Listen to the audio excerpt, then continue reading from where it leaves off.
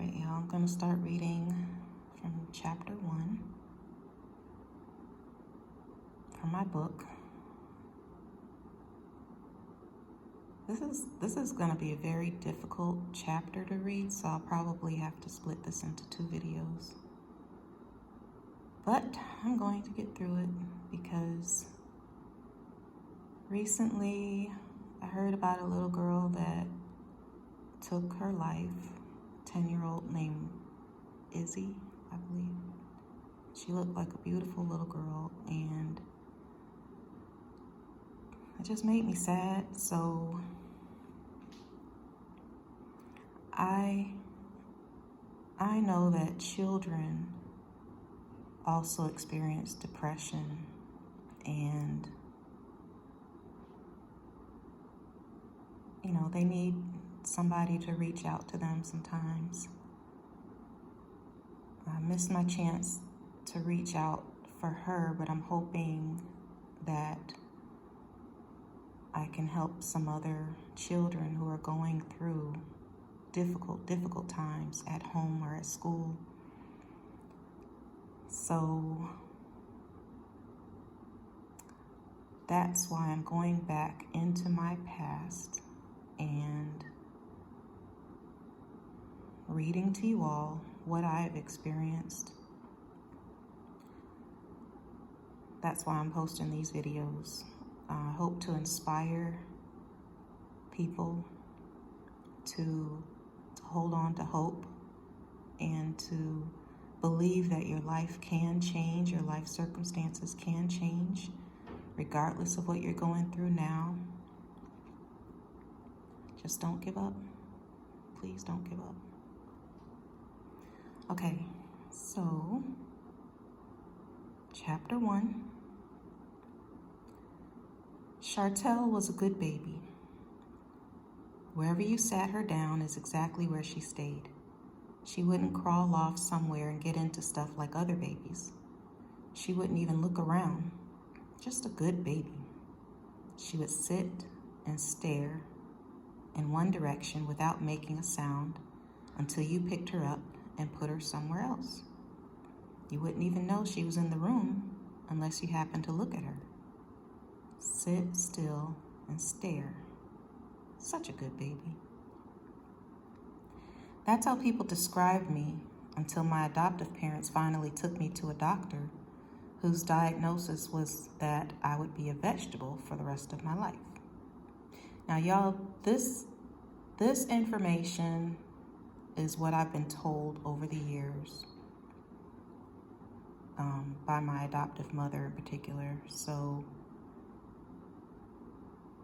I don't recall the doctor visit where this diagnosis was made. I'm just telling you what I was told growing up.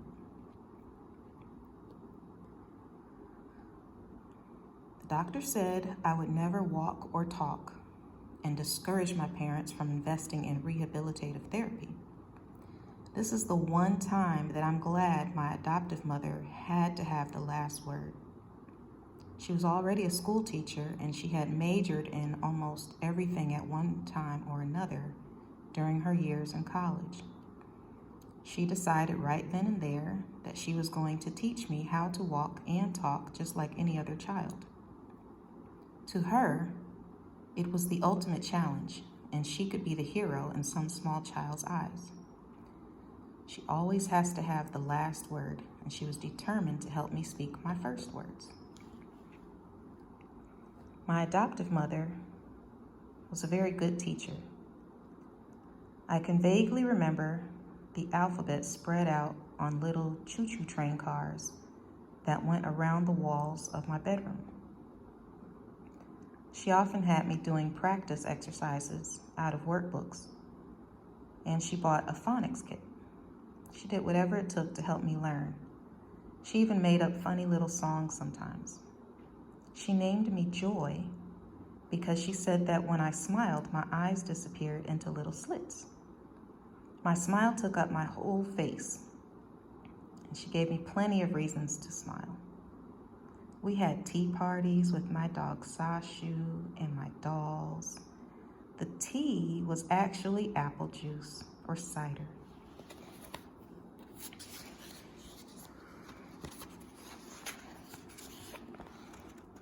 and the cakes were actually vanilla wafers. Those were the only sweets I was allowed to eat. She said something about sugar triggering some kind of chemical reaction in my body, so she kept me away from sweets during most of my childhood. It definitely paid off. By the time I was old enough to start kindergarten, she had me doing homework. I went to kindergarten for one day and was very disappointed. I told her they just let us play all day. The teachers never asked us to pick up a pencil the whole day.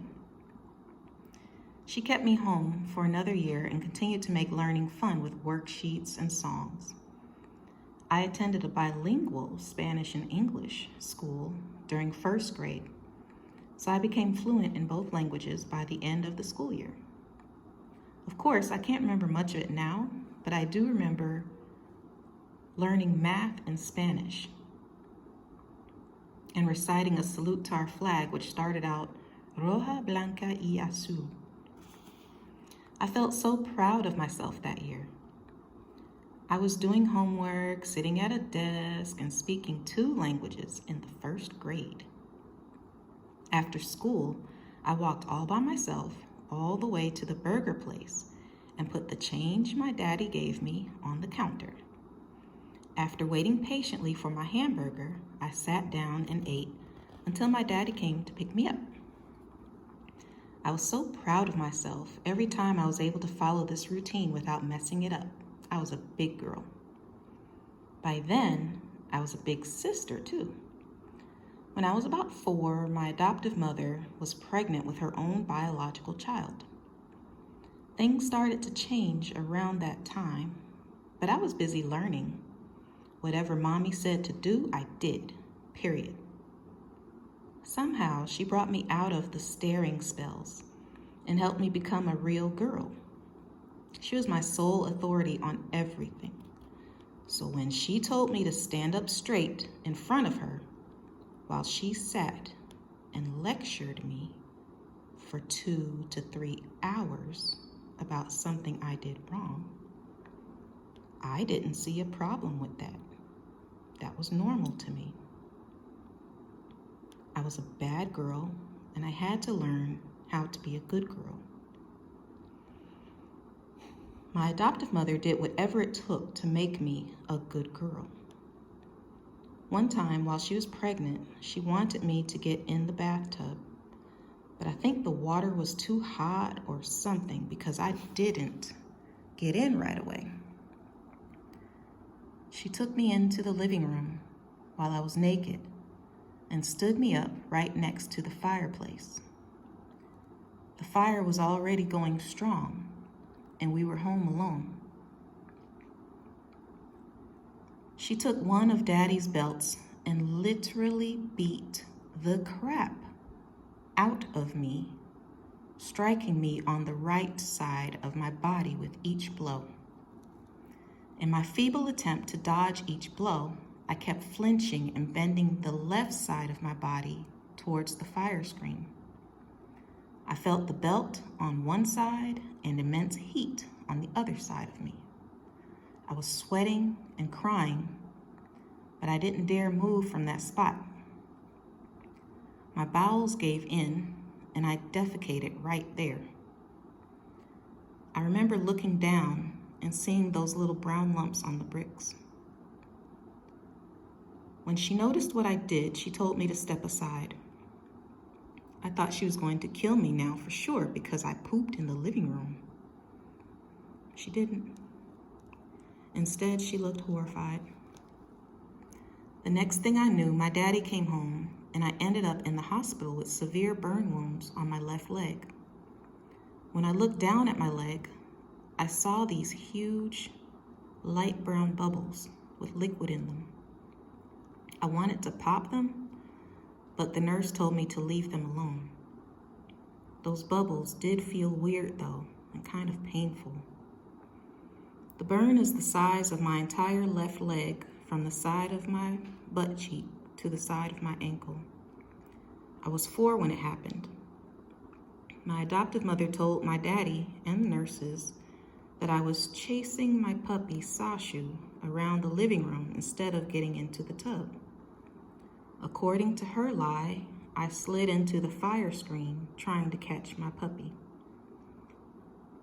She made me tell that story for years, but I'll never forget seeing my own poop on the bricks next to the fireplace. Today, when I look at the burn on my leg, it doesn't go from my butt to my ankle anymore. Instead, it's more like a picture of my leg from when I was 4 that I carry with me everywhere. Going to pause for a second.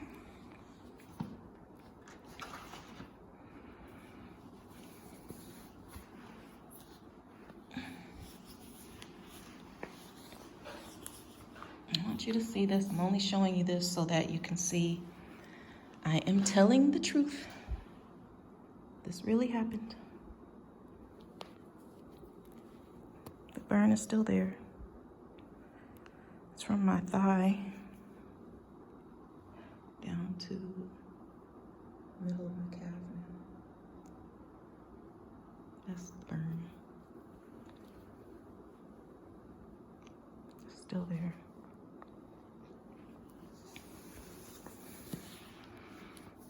Okay.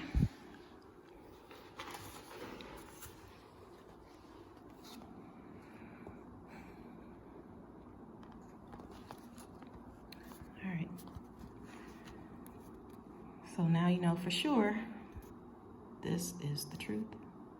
This is my book, my story, my life. Okay. We moved by the time I started the 2nd grade. Now my little sister and I were the only Black children in our neighborhood. I don't even think I noticed the color of anyone's skin until the following year. One of the older white boys in my neighborhood used to walk me to school. His name was Steve. I liked Steve because he made me feel like he was my knight in shining armor. Sorry, y'all, I don't know how to turn the pages and hold the camera at the same time. I like Steve because he was like my knight in shining armor, who came to rescue me every morning from the evil witch and her wicked daughter. As we walked to school, he would smile and make me laugh. Those were fun walks. He treated me like I was his little sister, and he made me feel like he would beat up anybody that tried to pick on me. I wished he could beat up my mother. The next year, he moved away, and that school shut down to merge with another school that was farther away. So I started riding the school bus. I didn't think anybody could beat her up anyway. I couldn't tell anybody about the way she treated me inside that house, not even my daddy. She promised me that she would kill me if I ever told my daddy or anybody else about the things she did to me. I wondered if she could read my mind because she added that if she died before me, then she would haunt me if I ever told. I still wanted her to die first. I became intrigued with the thought of death during elementary school. My new routine was to go to school, come home, to stand up and get yelled at until about 11 at night. Then I would stay up into the wee hours of the morning to do and redo my homework, lay down to sleep for a few hours, and pray to wake up dead the next morning. I was disappointed each time I saw another day. I started thinking about ways to kill myself without suffering too much pain in the process. Pills seemed to be the easiest route, but there weren't many pills around our house. Once I found some big brown pills, so I took about 6 of them, and laid on my bed waiting to die. Instead of dying, I ended up mowing about 5 or 6 lawns in our neighborhood that afternoon. It turns out they were some kind of energy pills or something. I used to sit in my room with my dog Sashu and talk to him about going away. I wanted to run away or kill myself. Sashu always seemed to understand. As I got older, the beatings and torture grew with me.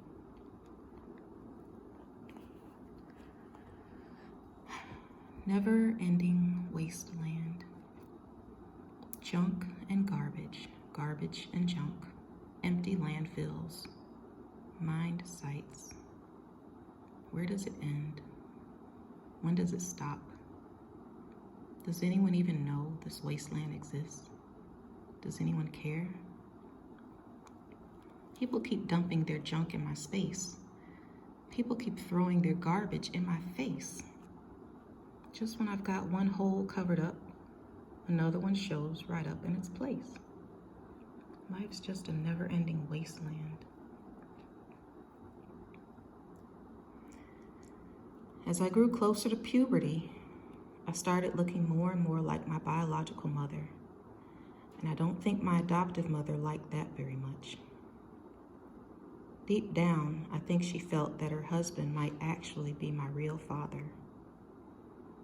He used to be a photographer on the side, sort of as a hobby. That's how he met my biological mother. He took lots of pictures of her. The more I looked like her, the worse my punishments became. Some of those punishments destroyed my appearance. My adoptive mother started cutting my hair really short. She would cut my clothes right off my body after school while I was standing up in front of her for my daily lecture.